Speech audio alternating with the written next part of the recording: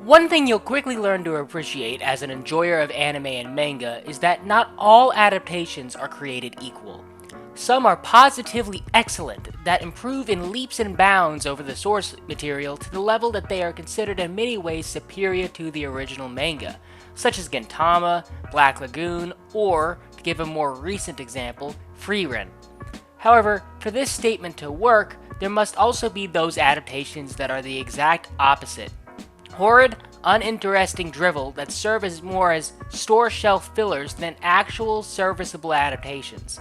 A good recent example of this is Uzumaki, with another infamous one being the later Berserk seasons, each covering a manga in ways that, for many, are objective downgrades from their manga and detract from the overall experience. However, in this season, I think I found one that I would consider to be even worse than Uzumaki, and that's Yokai Gakko no Sensei, or Scared Teacher at Ghoul School. Yeah, this show. Now, you look at the Mel page, you look at the trailers, and I know what you're thinking. This just looks like this season's mid-as-hell comedy anime that will be forgotten about in less than a month. Heck, it's basically been forgotten about already. And who would blame the masses for not wanting to watch it?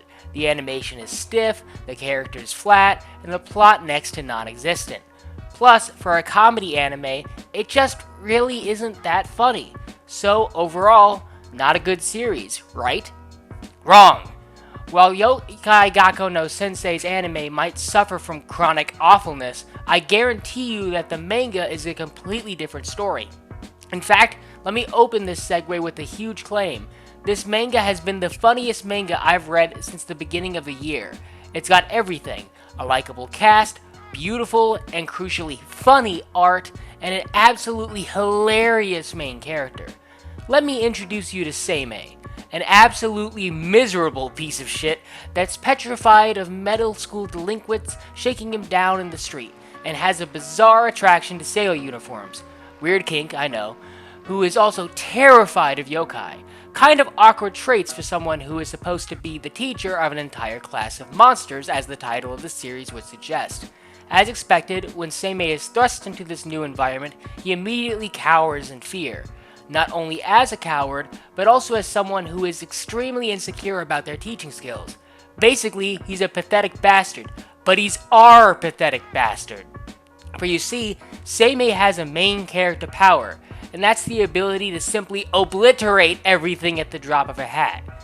You see, Seimei is conveniently the descendant of one of the strongest exorcists to ever live, which means, of course, that he inherited the man's power.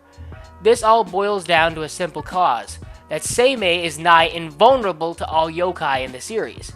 And not in the boring, he just can't be hurt sort of way, but in the hurt him enough and he'll inadvertently blow up everything in a 10-mile radius sort of way. Basically, it's the funniest shit ever, and it really echoes some of the same vibes as many of the comedy greats in anime/manga, especially Gintama. What I really think makes the series work, though, is also where I believe that the anime fails, namely the expressions. I love the way that the author drew the characters in this manga.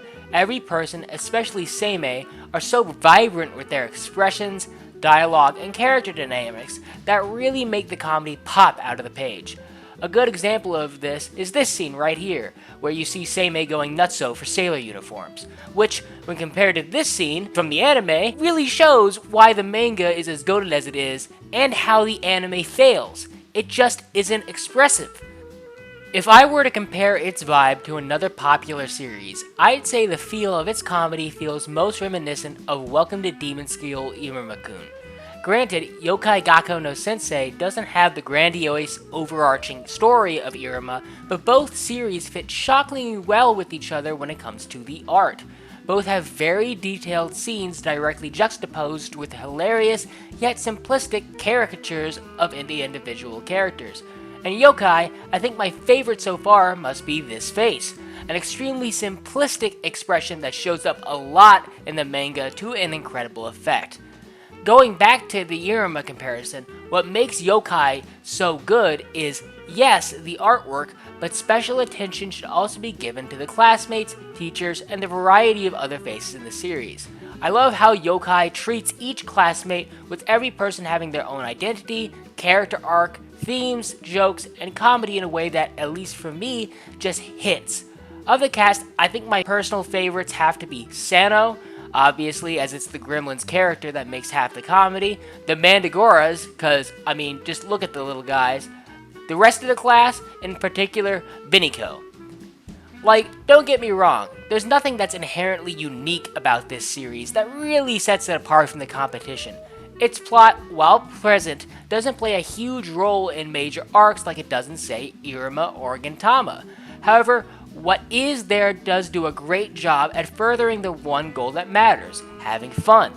Every major member of the class in Yokai is carefully developed with their own gags, arcs, and callbacks.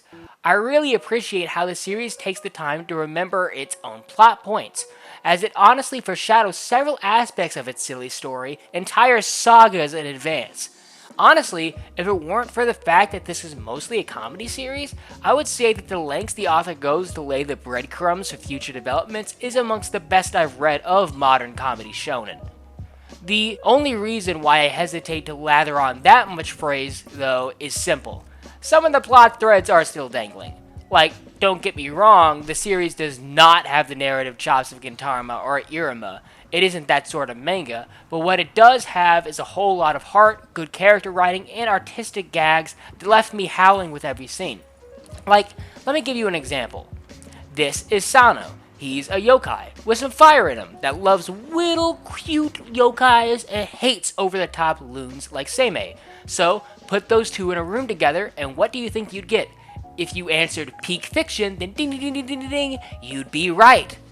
Yokai isn't a masterpiece, but much as how a simple chocolate chip cookie isn't 5-star dining, it is still a damn tasty treat. In the same vein, there's nothing that I have that's really a complaint about the manga. As far as comedy mangas are concerned, this series hits all the boxes. It has a funny MC, a diverse, wide cast that the plot pays attention to, some good overarching themes, some good overarching lessons, and perhaps most importantly, super cute Mandragoras. I cannot express how much I love these dudes.